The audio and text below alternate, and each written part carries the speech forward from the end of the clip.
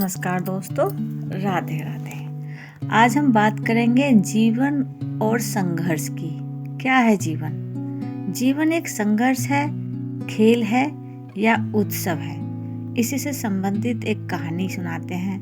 Please कहानी को अंत तक ज़रूर सुने और मेरे चैनल को लाइक करें, सब्सक्राइब करें, ताकि मुझे ऐसी ही ज्ञानवर्धक कहानियों को सुनाने की प्रेरणा मिलती रहे। कहानी है एक गुरु और शिष्य की। एक बार एक शिष्य ने अपने गुरु से पूछा, गुरुजी, कुछ लोग कहते हैं कि जीवन एक संघर्ष है, कुछ लोग कहते हैं जीवन एक खेल है और कुछ लोग जीवन को एक उत्सव मानते हैं। आखिर इनमें से सही कौन है?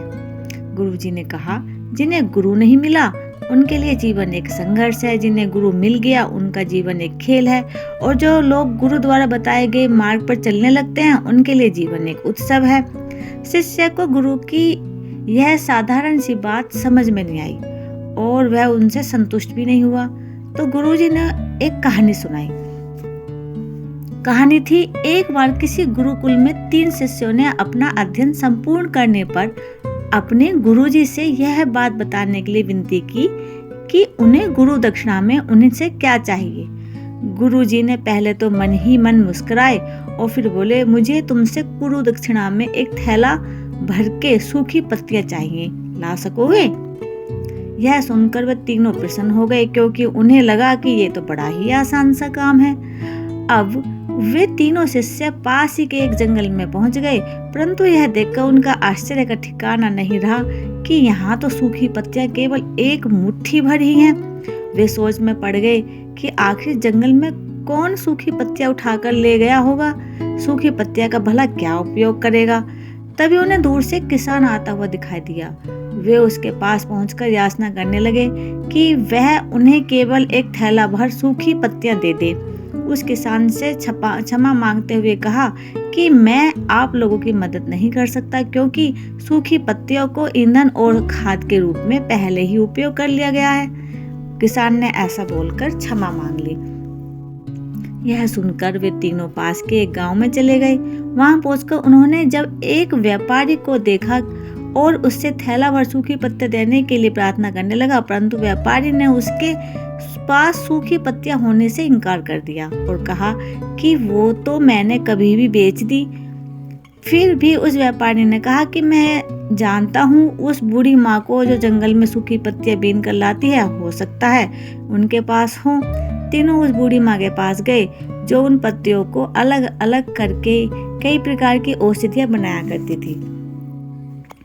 उसने भी इनकार कर दिया और कहा कि ये तो औषधियां बनाने के लिए है। वहां भी उन्हें निराशा ही हाथ लगी। वे निराश होकर खाली हाथ गुरुकुल लौट आए। गुरुजी ने उन्हें देखते ही पूछा, ले आए गुरु दक्षिणा? तीनों ने सिर झुकाकर गुरुजी से झुका लिया। गुरुजी ने फिर पूछा कि तुम तो पत्तियां लेने गए थे, फिर क्या हुआ?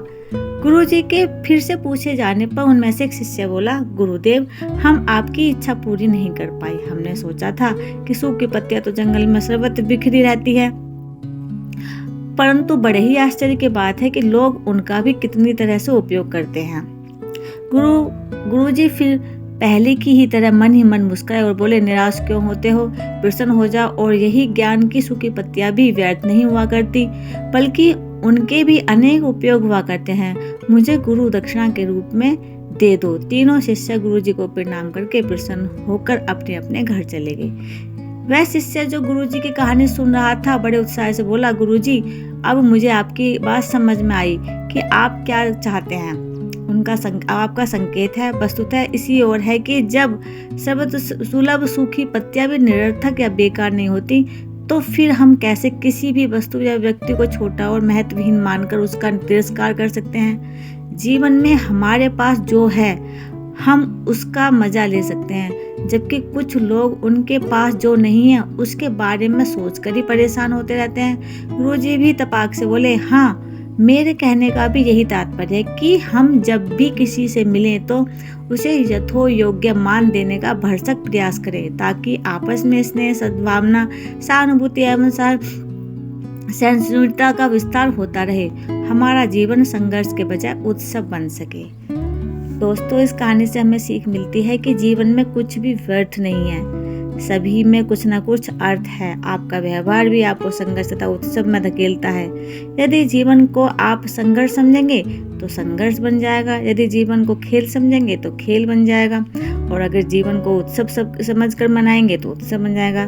दूसरा यह है कि उनके लिए जीवन का एक संघर्ष है, जो उन वस्तुओं के बारे में सोचते रहते हैं जो उनके पास है ही नहीं, जबकि उनके लिए उत्सव जो यह सोचते हैं कि मेरे पास जो है उसका कितना आनंद उठाऊं। जय श्री कृष्ण। राधे राधे।